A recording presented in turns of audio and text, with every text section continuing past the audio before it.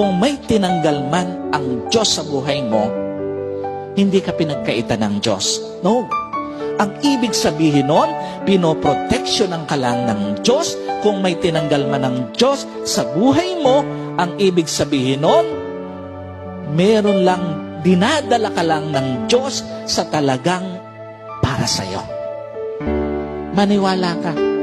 Doon sa mga nawalan ng ibang negosyo before, hindi yun talagang para sa'yo. Kaya pinalitan ng Diyos ng talagang para sa'yo. Yung mga nawalan ng kasama sa buhay, na hindi ka minahal, pinahalagahan, nirespeto, hindi yun talagang para sa'yo.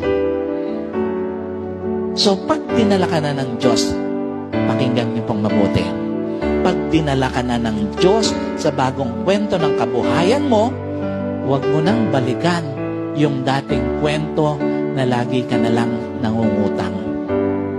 Pag dinala ka na ng Diyos sa bagong kwento ng relasyon mo, huwag ka nang bumalik sa isang relasyon na laging magulo, lagi kang nasasaktan, lagi kang winawalang kwenta.